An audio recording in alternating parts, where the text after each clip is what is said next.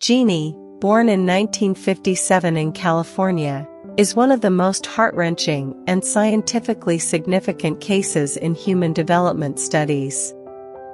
Her real name was Susan Wiley, but researchers later gave her the pseudonym Genie. Her story begins with extreme abuse and neglect that deprived her of the basic necessities of life, including human interaction. At just 20 months old, Genie's father decided she was mentally impaired and confined her to a small, dark room. She spent her days strapped to a potty chair and her nights tied in a sleeping bag, unable to move freely. No one spoke to her, touched her with care, or taught her anything. This isolation persisted for over a decade, leaving her developmentally delayed and unable to speak or interact socially. At the age of 13, Genie's mother finally escaped her abusive husband and sought help. When authorities found Genie, they were horrified by her condition. Malnourished and weighing only 59 pounds, she looked like a 6-year-old.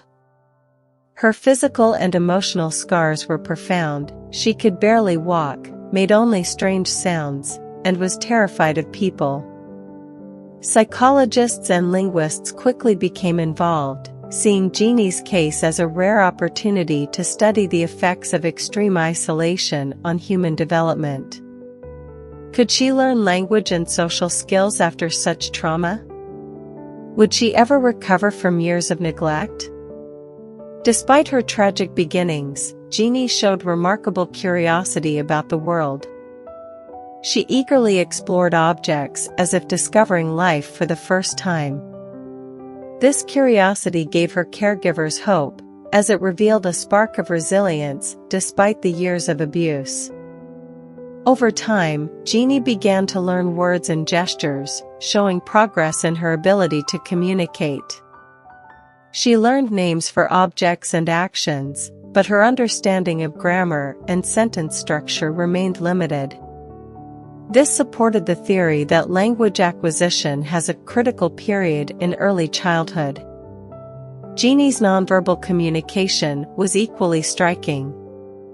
She used gestures, expressions, and touch to convey emotions and needs, demonstrating her ability to connect with others despite her isolation.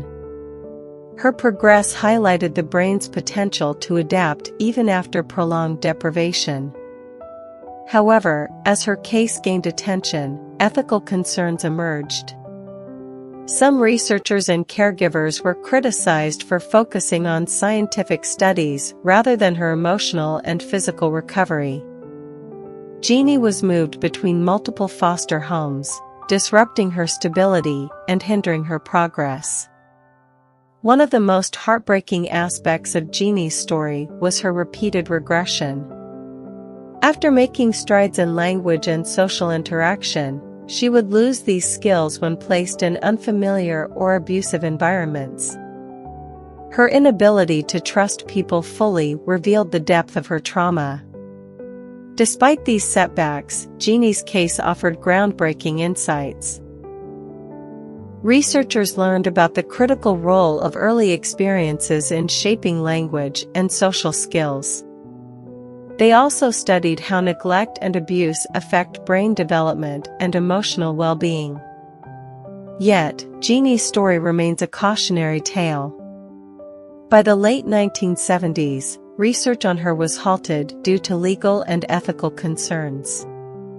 She was placed in institutions for adults with disabilities, where reports suggest she experienced further neglect. The vibrant curiosity she once showed faded, and she became increasingly withdrawn. Today, Genie's exact whereabouts remain unknown, though it is believed she resides in a care facility.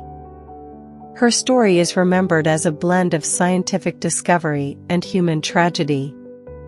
It is a reminder of the devastating impact of isolation and the ethical responsibility to prioritize the well-being of vulnerable individuals over research. Genie's journey illustrates both the resilience of the human spirit and the fragility of the human mind. Her story continues to inspire critical discussions about the importance of love, care, and connection in shaping a person's life.